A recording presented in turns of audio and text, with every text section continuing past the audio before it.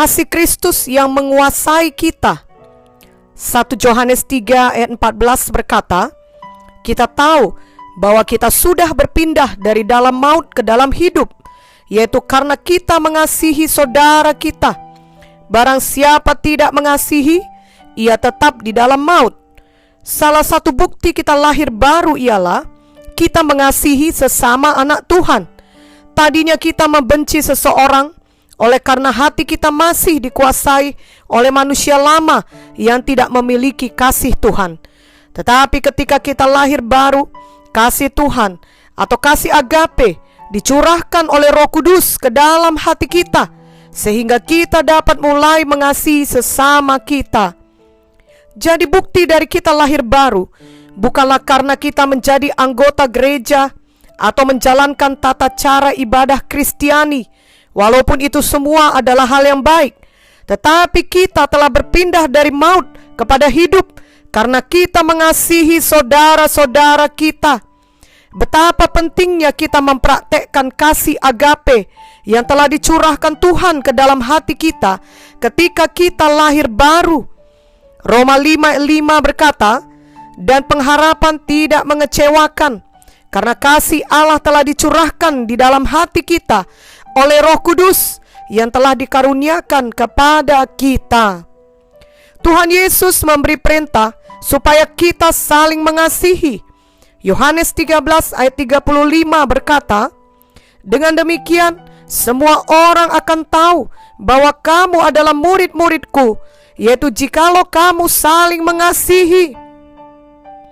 Ketika kita lahir baru, kita telah berpindah dari kematian rohani kepada hidup yang kekal. Maka kasih agape yang dicurahkan Tuhan ke dalam hati kita akan menguasai kita untuk melakukan apa yang benar di mata Tuhan.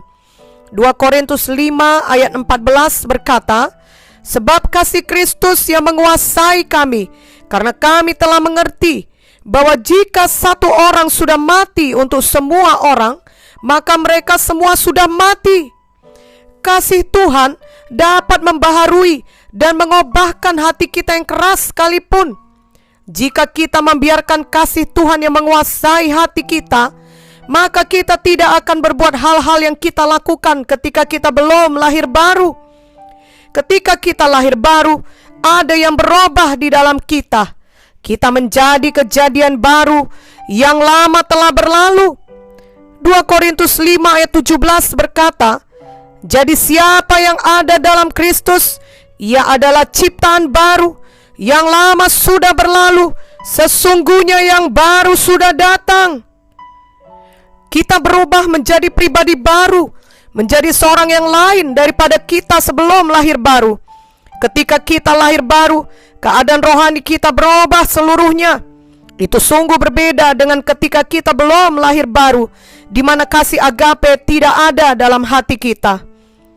Seorang hamba Tuhan di Amerika bersaksi bahwa ketika ia belum lahir baru, ia adalah seorang yang sakit-sakitan sejak kecil, dan orang tuanya bercerai, di mana ayahnya meninggalkan keluarga mereka dan tidak pernah datang lagi untuk bertanggung jawab atas anak-anaknya.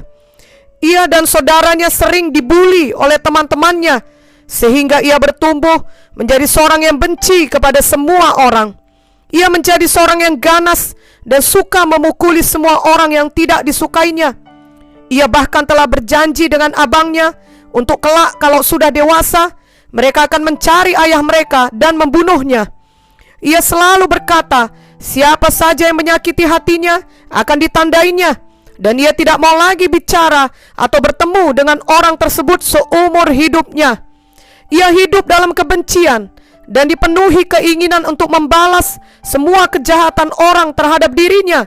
Namun sesudah ia lahir baru, yakni sesudah ia menerima Tuhan Yesus sebagai Tuhan dan Juru Selamat pribadinya, hidupnya sangat berubah. Segera terjadi sesuatu dalam hatinya, yakni kasih Tuhan dicurahkan kepadanya, dan dia telah berpindah dari maut kepada hidup kekal. Ia juga kemudian disembuhkan Tuhan dari penyakitnya. Ia sendiri mengetahui bahwa ia telah sungguh-sungguh lahir baru, karena reaksinya sudah sangat berubah daripada ketika ia belum lahir baru. Sebagai contohnya ialah ketika salah seorang kerabatnya kemudian menyebarkan kabar bohong tentang dirinya. Reaksinya mula-mula ialah seperti biasanya. Ia berpikir untuk tidak mau lagi bicara dengan orang tersebut selamanya. Mengapakah ia masih dapat berpikir demikian? Karena ketika itu, walaupun ia sudah menerima Yesus, ia belum mengerti bagaimana memakai manusia baru itu dalam hidupnya. Pikirannya masih pikiran yang lama.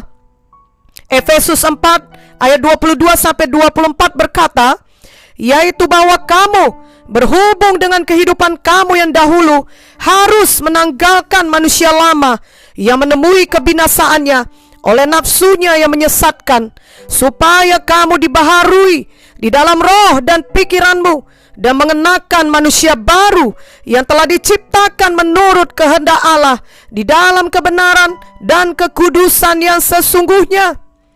Tetapi ia tahu bahwa ia sudah lahir baru, sudah berpindah dari maut kepada hidup, karena ia mengasihi saudaranya. Oleh karena itu ia memilih untuk membiarkan kasih Tuhan yang di dalamnya menguasai hatinya, sehingga ia tidak meneruskan membenci kerabatnya tersebut, bahkan kemudian dia kasihan kepadanya. Dan suatu hari setelah kerabatnya ini berkata-kata jahat di depan mukanya, ia justru membalasnya dengan baik.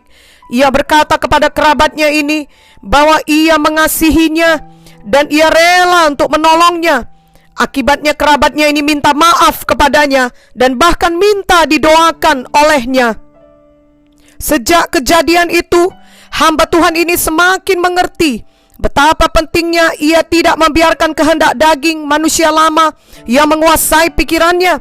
Sebaliknya, ia harus memilih untuk mempraktekkan kasih agape yang telah dicurahkan Tuhan dalam hatinya. Inilah yang juga harus kita lakukan setiap hari. Kasih Tuhan inilah yang seharusnya menguasai hati kita untuk melakukan hal-hal yang benar dalam hidup kita, untuk berjalan selalu dalam kasih Tuhan, untuk mematuhi hukum-hukum Tuhan, untuk mengasihi Tuhan dan sesama kita. Janganlah kita tetap hidup sama saja dengan cara hidup kita yang lama ketika kita belum mengenal Tuhan Yesus sebagai Tuhan dan Juru Selamat pribadi kita. Janganlah kita hidup sama dengan dunia ini, mengikuti cara hidup yang tidak baik, apalagi di zaman sekarang ini di mana teknologi mengalami percepatan kemajuan. Tetapi sayangnya hal-hal jahat juga mengalami kemajuan, seperti menyakiti, mengkritik, dan menjelekkan orang lain dengan perkataan-perkataan kasar menjadi hal yang biasa saja. Itu sungguh bertentangan dengan kasih Tuhan. Janganlah kita hidup demikian. Ada sesuatu dalam hati kita, yakni kasih Tuhan yang menguasai hati kita, agar kita selalu berjalan dalam kasih. Biarlah kita mau mendengarkan suara kasih itu dan mematuhinya selalu. Dengan demikian, kita tidak membiarkan lagi daging kita yang menguasai kita, tapi kasih Tuhanlah yang menguasai kita selalu. Memanglah kehendak daging kita akan selalu ingin timbul kembali dan menguasai kita.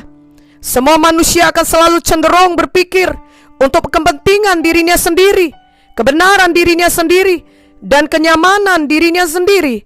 Kita juga cenderung untuk mengucapkan kata-kata yang sesuai dengan pikiran tersebut, yaitu kata-kata yang egois, kata-kata yang penuh kemarahan, yang membela diri, yang menyatakan kebenaran kita, atau kata-kata menunjukkan kejengkelan kita, kata-kata yang merendahkan, mengejek, menyindir, bahkan sampai kata-kata yang mengancam. Semua ini dapat terjadi karena kita yang memilih untuk tidak mau berjalan dalam kasih Tuhan.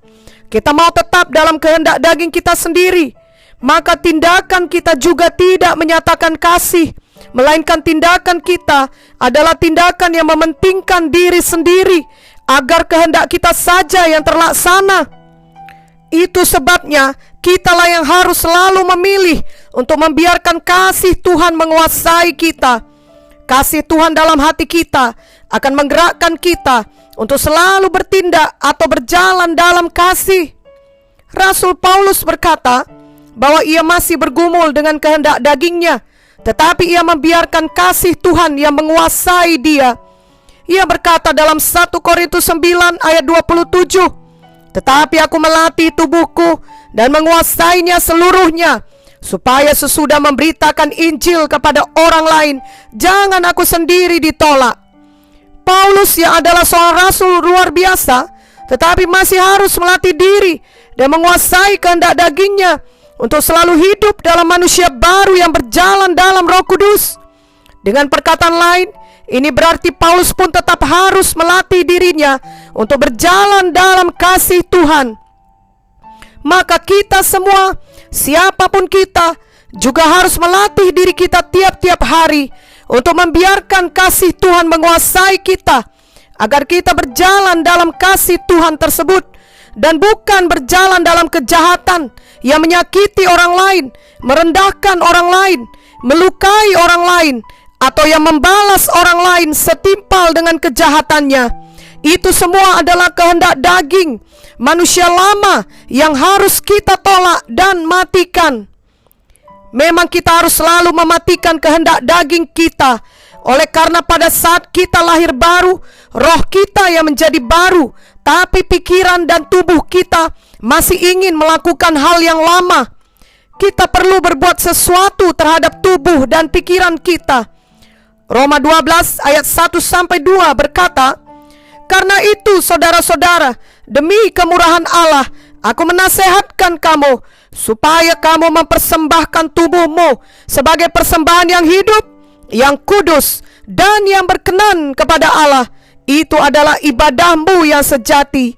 Janganlah kamu menjadi serupa dengan dunia ini, tetapi berubahlah oleh pembaharuan budimu, sehingga kamu dapat membedakan manakah kehendak Allah, apa yang baik, yang berkenan kepada Allah, dan yang sempurna." Kita harus mempersembahkan tubuh kita kepada Tuhan. Ini bukan hanya berarti kita tidak terlibat dalam bentuk-bentuk kenajisan seksual, tapi kita harus mempersembahkan seluruh anggota tubuh kita kepada Tuhan. Misalnya mulut kita sekarang adalah untuk memuliakan Tuhan dan mengucapkan berkat dan kehidupan kepada sesama yang mendengar perkataan kita. Efesus 4 ayat 29 berkata, "Janganlah ada perkataan kotor keluar dari mulutmu, tetapi pakailah perkataan yang baik untuk membangun di mana perlu, supaya mereka yang mendengarnya beroleh kasih karunia."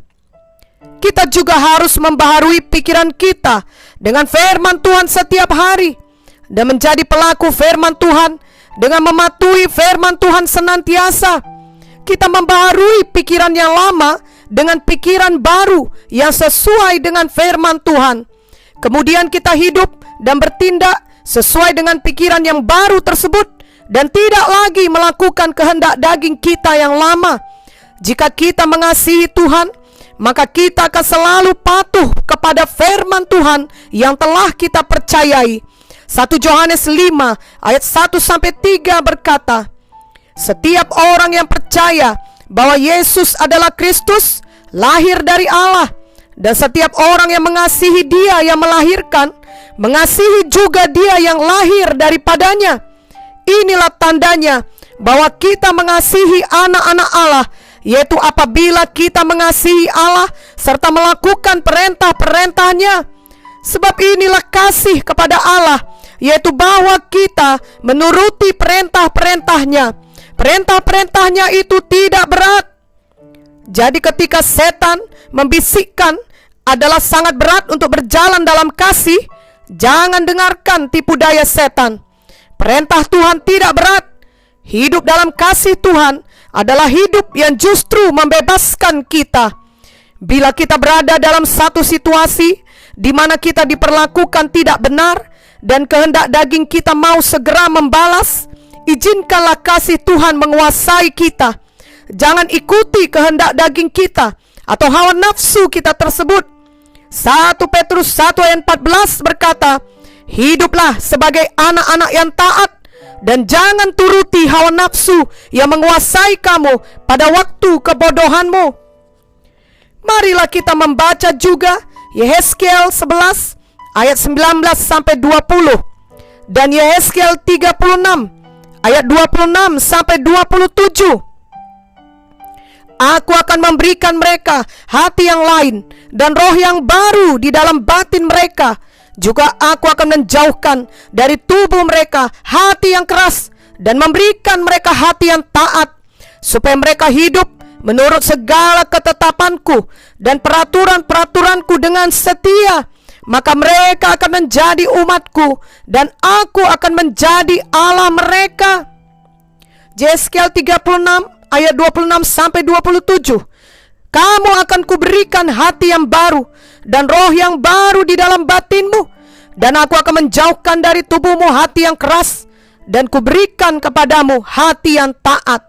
Rohku akan kuberikan diam di dalam batinmu, dan aku akan membuat kamu hidup menurut segala ketetapanku dan tetap berpegang pada peraturan-peraturanku dan melakukannya. Jadi sejak sekarang ini, marilah kita memilih untuk selalu berjalan dalam manusia baru dengan hati yang baru. Ini berarti kita berjalan dalam roh Tuhan dan hidup taat kepada ketetapan Tuhan. Dengan demikian, kita berjalan dalam kasih Tuhan setiap hari. Biarlah kasih Tuhan yang menguasai kita untuk selalu melakukan firman-Nya, dan Roh Kudus yang ada di dalam kita akan memimpin dan menolong kita untuk selalu hidup menurut firman Tuhan. Amin.